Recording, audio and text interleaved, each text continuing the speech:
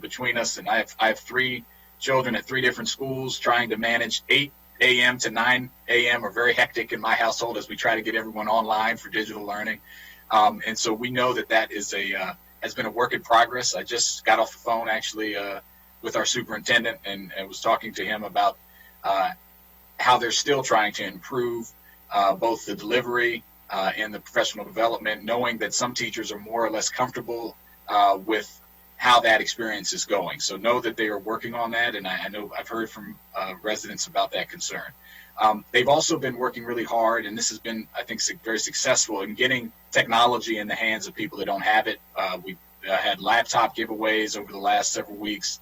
That's still available. If there is a student out there that doesn't have access, you can still receive those resources. They've also reported to us yesterday that with the digital learning tools, that 80 to 90%, depending on the age, of students have been logging in to at least one or more of the activities a day. So we've been having a high participation rate, which is good. But again, we want to make sure that continues to go up and stays up for as long as kids can't be in physical school buildings, and that we expand the quality and improve the quality and reach of those programs.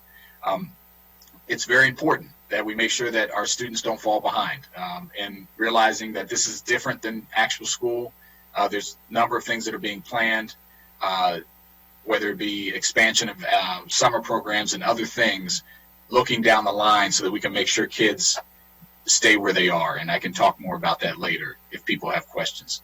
We've also been making sure that the students that rely on our food distribution and eat breakfast, lunch at school, we have over a third of our students on free and reduced meals. They've been distributing meals at 42 locations throughout the county. There are mobile locations and bus delivery and 7 other high need areas, so that will continue. And they're also been distributing backpacks as well. So those resources are available. If you need more information, go to MCPS's website. I did want to mention a little bit of the work we're doing with Dr. Gales. I know he's going to talk about this as well on disparities. We found out that there are zip codes in our county. There are high proportions of cases. We also saw statewide data that's not comprehensive, but that shows that our communities of color, our African American, Latino community, have higher levels of contraction and death because of this disease. We are aware of that and are working on that. I'm actively just in this morning talking with Dr. Gales about approaches to how we expand testing in those communities, have targeted outreach and messaging. This council wrote a letter to the governor last week before that information was available about the different race and ethnicity and geography of people who are contracting the virus.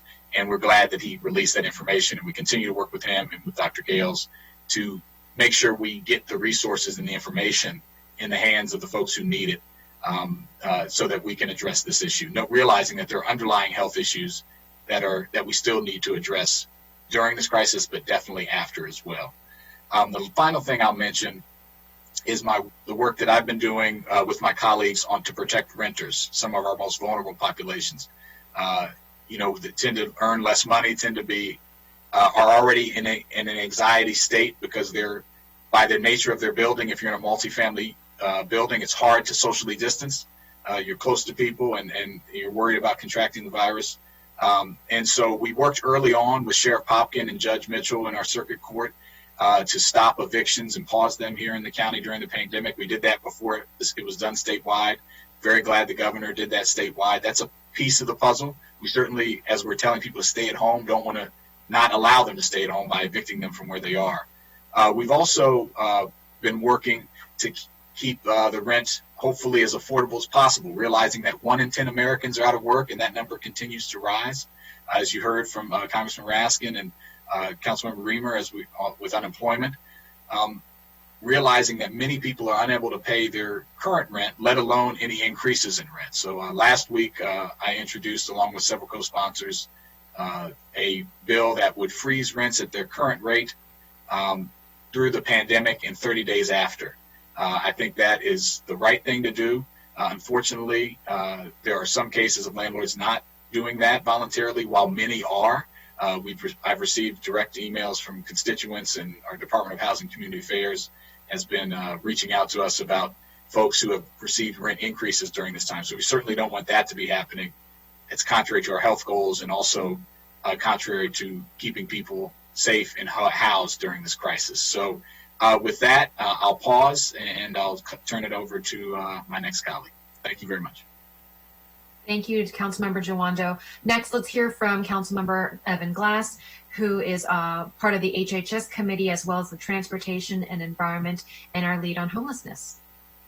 Great. Thank you very much, Crystal. And thank you, everybody who is watching this and wants to stay engaged and make sure that our community of 1.1 million people, over 500 square miles, where everyone feels safe and healthy and secure during this pandemic, an unprecedented time for all of us. And I appreciate everybody else who is participating in this really important conversation.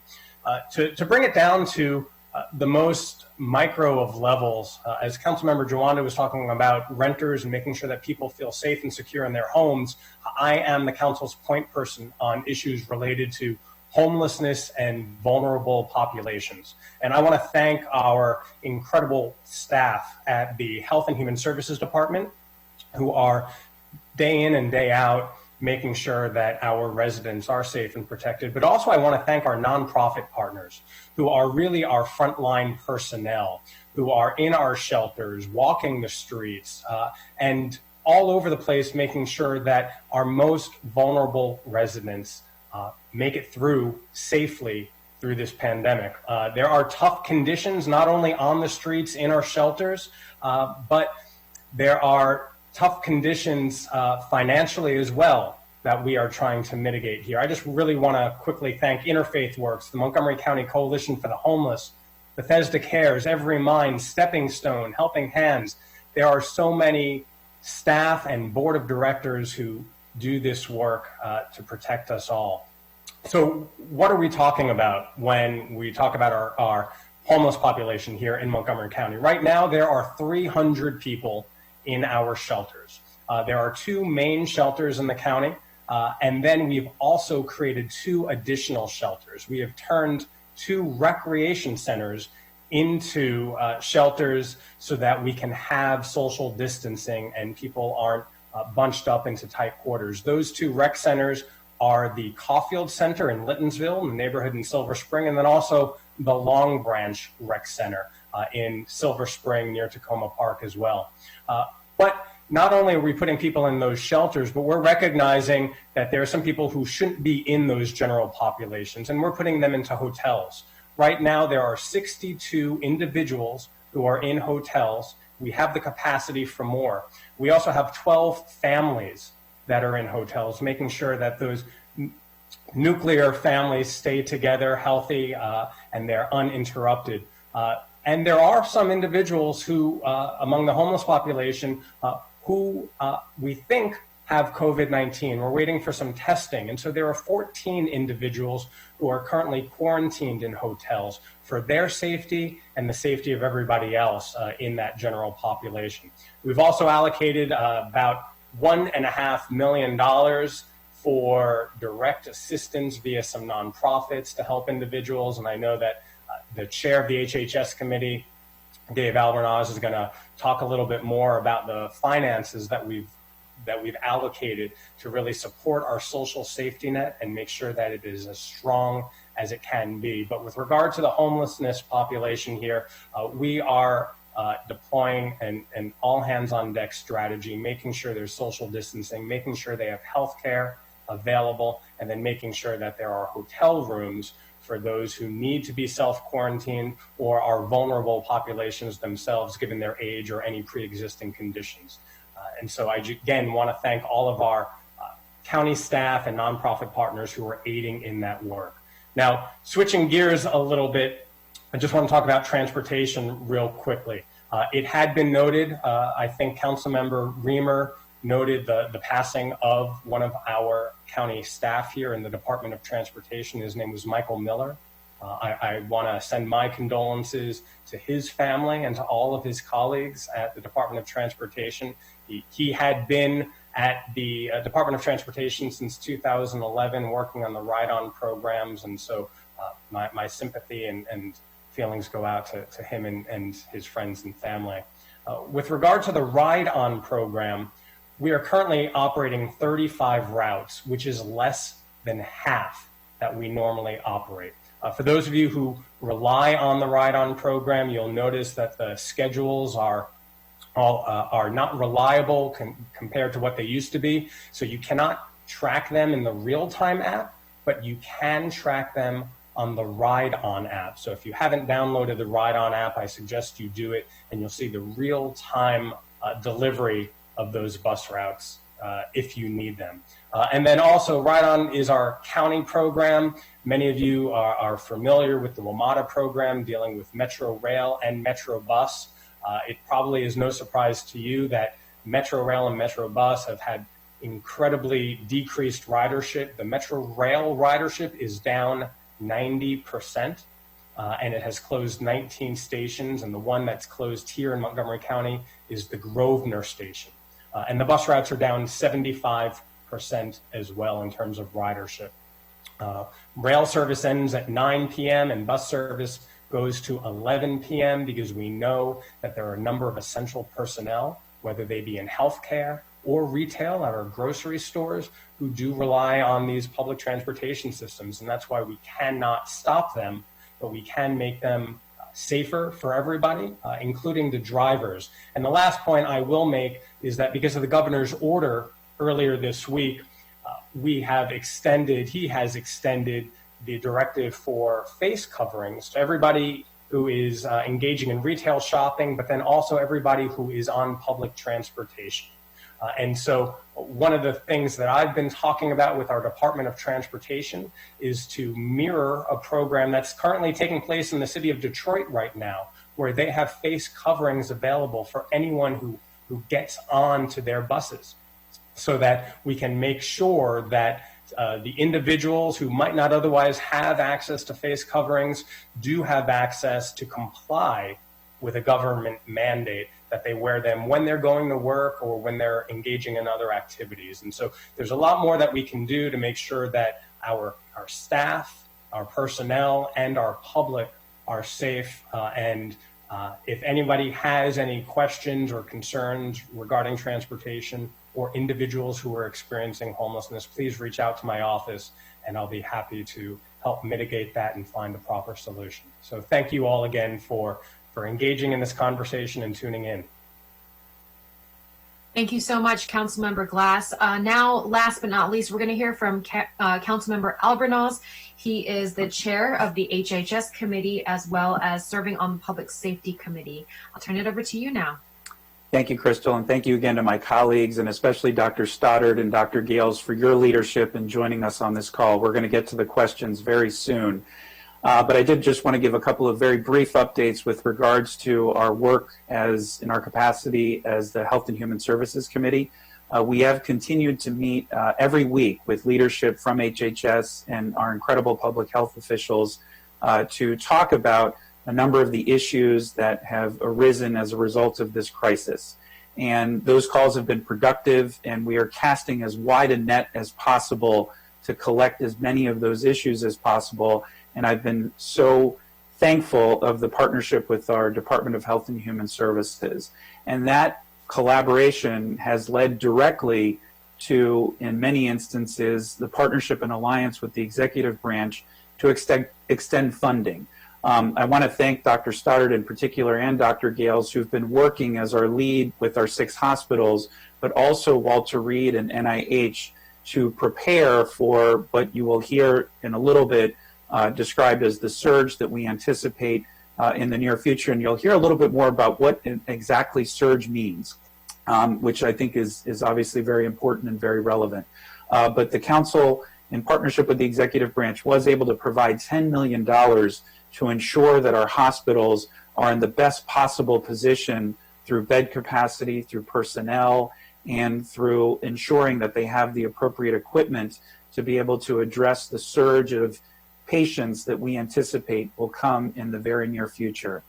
In addition to that, the council also worked collaboratively with the executive branch to pass direct cash family assistance with $5 million. And that program will launch next week. And that will provide support for families whom we know will not be receiving federal assistance, whether it be because of immigration issues, whether it be because they haven't filed their income taxes for quite some time because they haven't needed to, because they fall below a certain threshold. But we know there are families in crisis now. And so our Department of Health and Human Services is going to begin by providing support for families who are already participating in HHS programs, but also partner with our community-based organizations and our faith-based organizations to make sure we reach those families who so desperately need help right now. And so those funds will be made available beginning next week, and families will be contacted directly through those organizations and will be able to have the opportunity to apply for those funds. The other thing I want to mention is I really want to credit my colleague, Councilmember Nancy Navarro, who has been very much in the lead in ensuring that the communication regarding this crisis reaches our multicultural communities. We know that, as you heard earlier from Councilmember Jawando and others, that this has disproportionately impacted our minority communities in so many different ways. And we also know that our communities have disconnected from government programs over the last 3 years because of this administration. And so at the worst possible time, when we need people to trust government, to engage in services, to come to health clinics, to receive the health care that they deserve and that benefits all of us from a public health perspective, during this time, there was folks pulling away. And so we're trying to pull them back in, and we need to make sure that we reinforce that message whenever we can.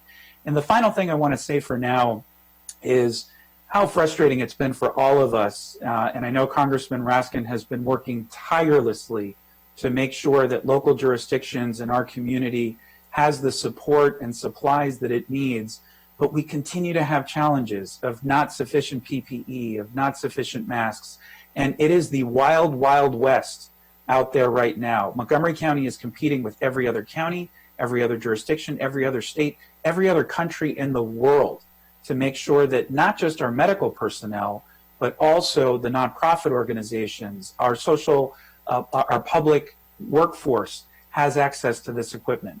And we're going to have to continue to work collaboratively to ensure that that is made available. We're fortunate in Montgomery County, we're in a better position than a number of other jurisdictions, but that has been a huge source of frustration, and we're trying to work through that.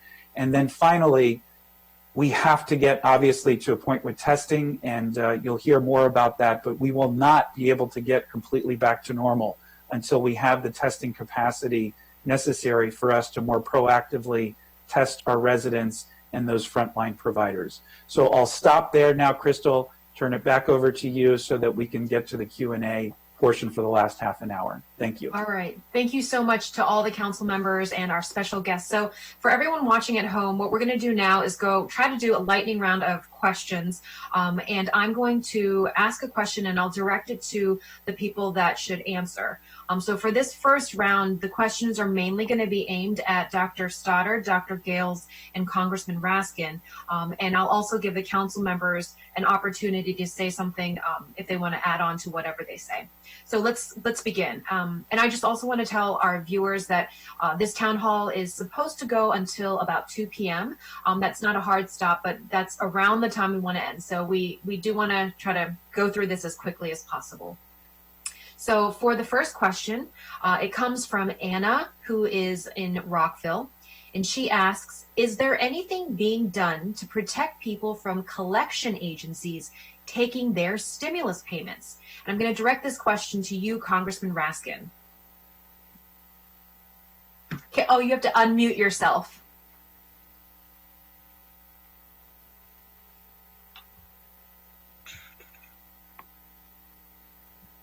There you go. Can you hear me? Yes. Good. Look, Anna, thank you so much for that question. This has been a matter of great concern to us. Obviously, it was not the intent of anybody in Congress to get these $1,200 payments and $500 for the kids to most Americans. So the the payments could be garnished by creditors or confiscated by banks claiming overdraft fees and the like. We have sent a letter to Secretary Mnuchin at the Department of the Treasury to tell him to stop this. My wife, worked at the Treasury Department under President Obama, and she was blowing the whistle about this early, saying they've got to just put a red flag on the money going out. And it's as simple as the Secretary of the Treasury putting a notice on this saying none of this money can be seized for any purpose. It's got to go to the addressee. It's got to go to the person who's the recipient of the check. So the Secretary of the Treasury could solve this immediately. Otherwise, we're going to have to do it in the next round of legislation. Either we hope this coming week with our 3.5 reinfusion of money for the small business payment, the payroll protection program, and the money for the states and the counties and for the hospitals. Or it would have to be in the next one. But we are very much on top of this. Right now, we need to get as much political pressure as possible mobilized on the Trump administration and on the Treasury Department to prevent this from happening, because we know that a bunch of banks were actually allowing that money to be either seized by creditors or taking it themselves, saying that the people who are the recipients of the check owe the bank money. And we don't want anybody to have any of this money taken from them at a point when obviously our people are desperate for the cash just to put groceries on the table and to pay for medication and so on. All right. Thank you, Congressman Raskin. I also forgot to say for each question, if you're watching on Facebook Live, if you need interpretation in Spanish, French, or Amharic, we have 2 interpreters here who can do that for you. So please just tell us on Facebook Live if you need a question and answer interpreted. And also reminder to all of our guests for this round, it's about 3 minutes per question. So if you could please try to adhere to that. For the second question, let's turn to Dr. Travis Gales. This question is for you. Susan from North Potomac would like to know, physicians are telling us cotton masks are not able to keep out small particles like viruses. Can you please provide us with updated guidance? What are we doing to make these masks more widely available? Sure. Thank you for the question, Susan. To first address your question, I want to make sure that everyone at home understands how the virus is transmitted, because a fundamental understanding of that principle will help guide your understanding of why masks may or may not be beneficial and how that works. So the virus is transmitted primarily through droplet and contact mechanisms, not through aerosolization. And because of that, the primary things to keep people safe are hand washing, because you're coming into contact with surfaces, cleaning surfaces, and we know now, we have more research that shows that if you're an asymptomatic individual, if you are wearing some type of face covering, that can prevent you from the droplets coming out of your mouth, whether you're coughing or talking or in some cases breathing, into moving out of your mouth onto a surface. And that's why you now see recommendations for face coverings where social distancing is difficult to maintain. So with that in mind, the recommendation has been that the cloth barrier can provide a barrier to prevent those particles from coming into contact with different surfaces. Now, there are different types of masks. There are some masks that you wear that do protect from particles coming in. And those types of masks are reserved for individuals who are healthcare workers who are working in very close contact with patients, and in some instances doing procedures such as expressing sputum or collecting specimen for test, where they may actually, they're working so close to the person, there is a very small chance that they may actually breathe in those particles. And that's why those specialized masks, those N95s and high-grade masks, are reserved as best as possible for that population to make sure they have the adequate level of protection. Thank you, Dr. Gales. I'm going to give Councilmember Reamer a chance. If you have anything to add, please do so now. Just add that wearing a mask in public, I think, helps put people around you to the extent that you have to be on an essential trip. I mean, stay home. That's the first recommendation. Don't take trips unless you must. But to the extent that you do, you have to go to the grocery store. it helps people feel that you are aware of the virus and you understand that you have a responsibility to manage that. So I think it's part of a social compact that we're all in here trying to help the community recover. On Tuesday next week, the county will have an appropriation to council before us to add funding to purchase masks, to share them with people who may have more difficulty. These again would be cloth fabric masks, to share them with people who may have difficulty securing them. But you can easily find on the internet recommendations for coverings that are more effective than not having a covering, and that you don't need to have a sewing machine to create. So I would encourage everyone to look for those. Okay, thank you, Councilmember Reamer. This next question is for you, Dr. Stoddard. We're going to turn our attention away from masks for the regular person and more towards those healthcare workers. Kim from Silver Spring wants to know, how can we get personal protective equipment to group homes, nonprofits, and other direct support professionals? Thanks for that question, Kim. We are providing PPE, personal protective equipment, medical grade quality material out to our providers directly. Right now, our primary focus is on our nursing homes and long-term care facilities, but we are taking requests in from group homes, direct service providers, in our homeless shelter, other locations. The way to make those requests is actually through the county's website. There is a COVID-19 page. There's a tab called Community Resources, and underneath that there is a PPE request for healthcare workers. It's an online form. It's pretty straightforward and simple. You fill that out, you submit it, goes to a team over at our Department of Health and Human Services who reviews it. We are getting PPE in from a number of locations every week. We're purchasing them directly. We're receiving them through the federal or state stockpiles. We're having them be donated by our businesses and our community members. We're taking all of those donations, bringing them all together, determining what our total amount is, and every week we're doing distributions. I know we did about 25 distributions between yesterday and today out to nursing homes, long-term care facilities, and the like, and we are going to continue doing that as we receive PPE moving forward. As has been alluded to on the call, there are challenges in acquiring those materials, and so we're not able to fulfill every order. But if you want to submit through that process, we're gonna look at your need, find out what we have to provide you, and send those all out direct delivery to your location. Thank you. Councilmember Albornoz, do you have anything to add to that?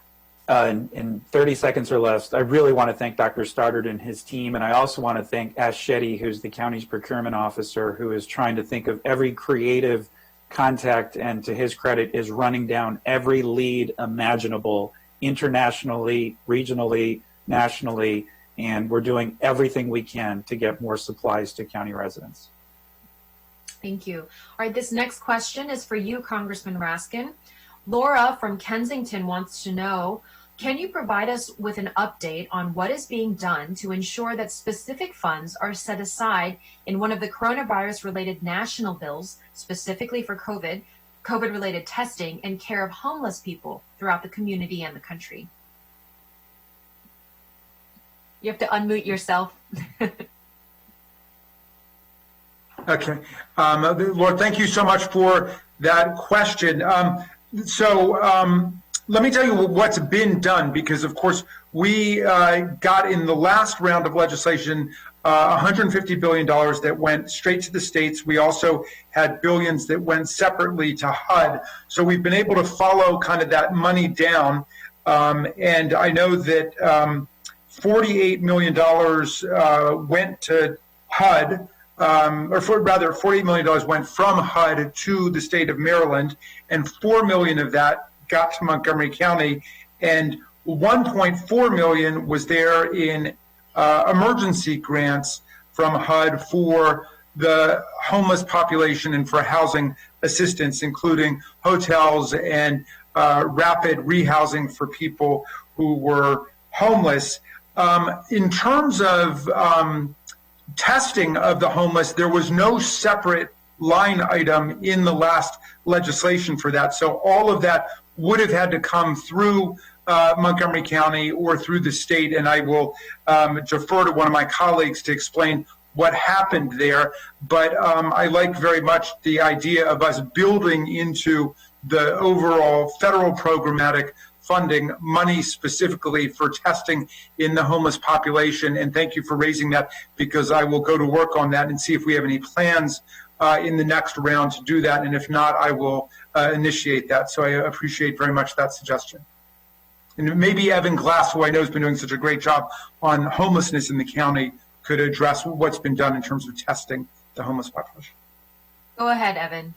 Sure. Well, thank you, Congressman, for everything that you're doing at the federal level. And you know, to break it down, we know that the best way to prevent homelessness is to invest in housing and make sure that people can stay in their homes. And I know that Congressman Raskin and his colleagues have been working to make sure that there is fairness and a level playing field at the federal level for renters and low-income residents, so that they have the funds to continue paying rent or their mortgages. But here in Montgomery County, we also know that, or nationally, I should say, 1/3 of renters did not pay their rent at the beginning of April. And that's an alarming number, and it speaks to how important taking care of people really needs to be. And with regards to the homeless population, we have a shortage of tests here, and that is across the board, as my colleagues have mentioned. And so we are working with the governor and doing other things to try and get more tests available so that everybody feels safe to be around other people. But last thing I will just quickly say is that on Tuesday, I'm going to be introducing, along with all of my colleagues, an appropriation for $2 million that expands our services to make sure that people do not become homeless and help them with rental assistance here in Montgomery County. And so it'll be homelessness prevention and eviction assistance and rental assistance, making sure that people are safe and secure in their current home, which is critically important, especially when we have stay-at-home orders. You cannot have a stay-at-home order if you do not have a home. All right, thank you, Councilmember Glass. This next question is for you, Dr. Gales. John from Bethesda would like to know, given the large zip code variation in coronavirus cases and COVID-19 deaths, how will the county target its diagnostic and antibody testing resources to those communities that bear the greatest burden of infections and deaths? Besides testing, what's the plan for outreach and education, especially for high-risk populations? So, Crystal, I'm going to jump in on this one and tee up Dr. Gales, kind of set him up to come with the comprehensive answer. Since I mentioned this in the beginning, this issue of disparities is a huge issue. When the zip code data came out, albeit not comprehensive, the second highest zip code in the state was my zip code. And several of those, of the top 5, are in Montgomery County. And those are heavily African-American, Latino areas. And so we know I've had permission to share this, but, Mr. Miller, who passed away, our first county employee, is African-American. And I know his sister, and I want to say sorry to Lynn and his family, and thank them for his service to our county. It's a real issue. And one of the things that I've been talking with Dr. Gales about, and he can explain further, is how do we implement some of the strategies that we've seen elsewhere to remove the barrier of, if you think you're sick, how do you get that test? Because we're still in this provider referral regime where you have to get a provider, primary care physician. What if you don't have a primary care physician? What if you haven't been to the doctor in a year or two, which we know with underlying health disparities is the case in many of our communities of color. And cost is an issue, access, cultural competency, all those issues. So if you need that referral to get to a test, urgent cares aren't open or you're not comfortable with them, how do you expand that? And so one of the things we've been talking about with Dr. Gales is providing an additional sum of money, and I'll be introducing a supplemental appropriation along with my colleagues next week to help target this, so that we, in these communities where we know that there's need, we have additional outreach, additional targeted messaging, the availability of testing. And so I think that's going to be really useful, and I want to kick it to Dr. Gales to talk about the issue broadly, but also how they think they can use these funds and to set up something that could really address this issue, because it's a real problem.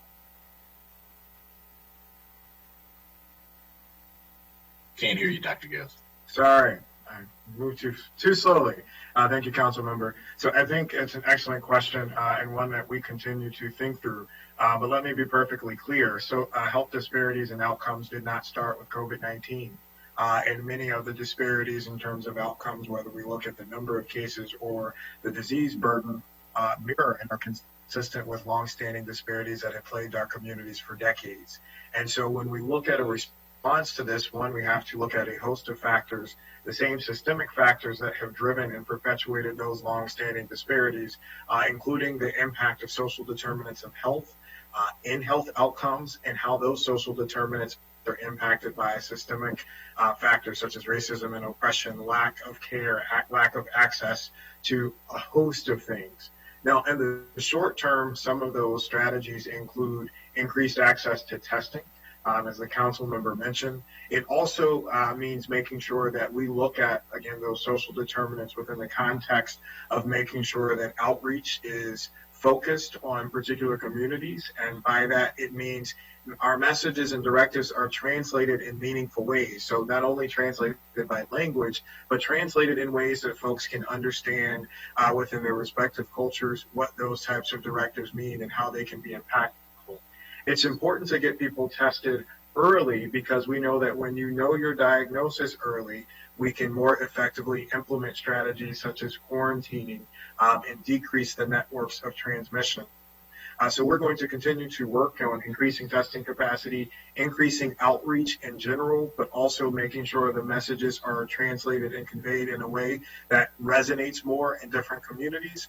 And the other component is again, tying it to this long-standing history of disparities. It's not a surprise to many of us in public health that we would see these disparate outcomes. So for example, when we said that if you have underlying medical conditions, you are predisposed to having worse outcomes.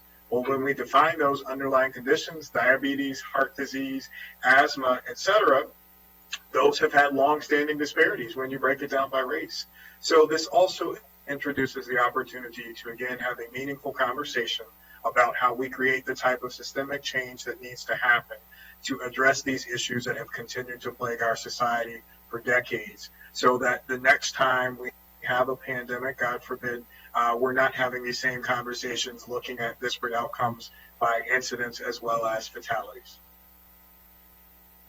Great, thank you, Dr. Gales. Dr. Stoddard, this question is for you. Widening the scope of our conversation just a bit to go outside of Montgomery County, Jordan from Beltsville wants to know, how are local efforts being coordinated between Montgomery, Prince George's counties, and the District of Columbia?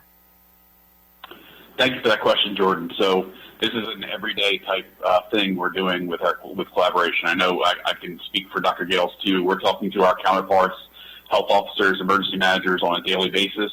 I know my counterpart, Ronnie Gill in Prince George's County, and Chris Rodriguez in the district, we talk on a very regular basis, if not daily, certainly, frequently throughout the week.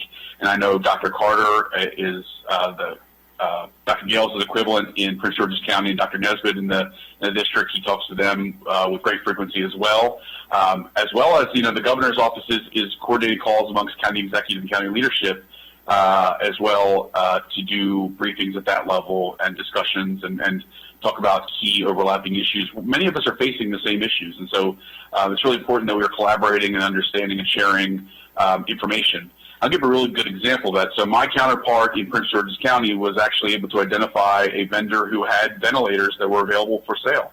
And Montgomery County was able to take advantage of that vendor. We've got 50 ventilators coming to Montgomery County next week from that information that was shared with Prince George's County, from Prince George's County. And so we thank them for that support. We've provided similar, we're all developing guidance on the fly, and we're sharing that back and forth and using, what we develop we can share with them, and what they develop we can share. And, many hands make light work. And so we're trying to be very collaborative with our partners across the region, across the state, in Northern Virginia as well. And so it's a daily occurrence.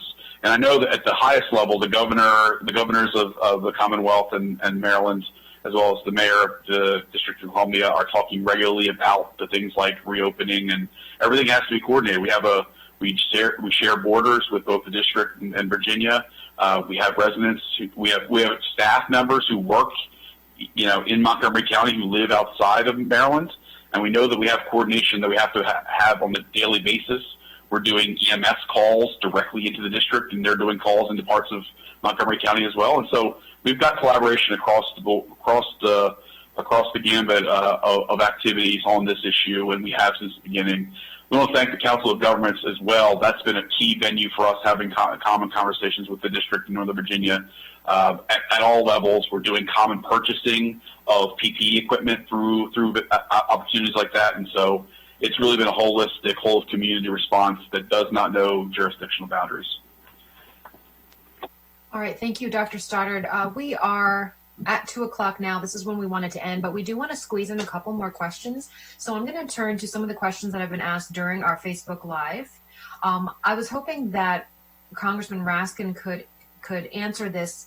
I think he'd be the best, but I'm not sure if anyone else, any of our other council members might be able to speak on unemployment benefits in Maryland. We have a question here about what is the status, because we know that the unemployment office is absolutely slammed. Can anybody speak on that? Yeah, Why don't I? Thank you. I'll give it a try, and then I will jump over to the call at 2 o'clock that I need to be on for business recovery. Unemployment insurance is, the good news is the federal government has made funding available to provide very substantial unemployment benefits, including for workers who are non-traditional or contract or 1099 workers. The bad news is that the system to process the claims is, overwhelmed. And today at 2:30, the governor has a press conference, and I believe the Secretary of Commerce will be presenting some updated information about timing for when people will be able to get access to the system. But unfortunately, at the moment, the only real answer is you have to keep trying. We have heard from our community residents who are spending hours and hours on the phone trying to get through or file their application on the web. There is no alternative, unfortunately, to that. So please keep trying. Let us know, let any of us or all of us know as you are trying, and we can try to assist if possible. But we don't have a back door to the system. There's only the front door, and so you'll just need to be patient.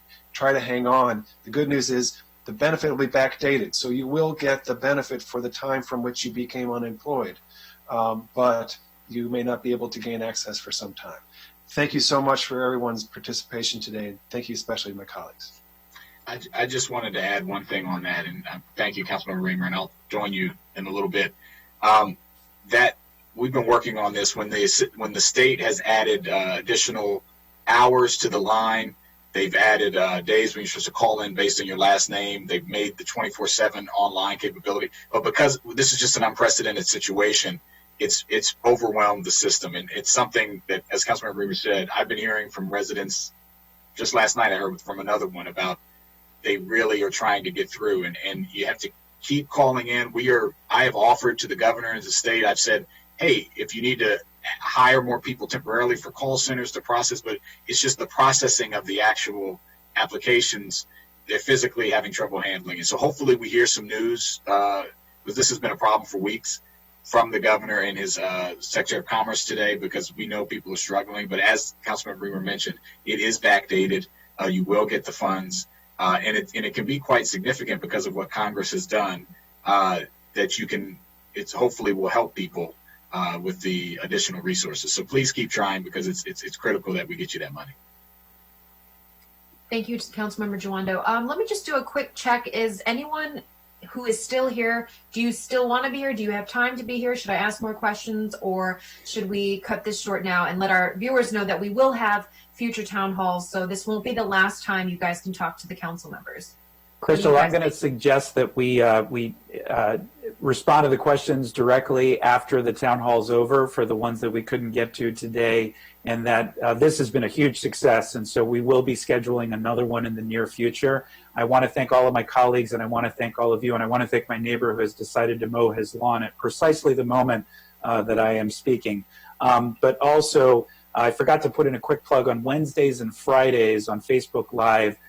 My good friend is doing a program called Let's Breathe. Dinah Simpson, following Councilmember Jawando's lead, is providing a free class. And I also want to give a plug to our Montgomery County Recreation Department, who is also starting to provide a lot of free programs as well online.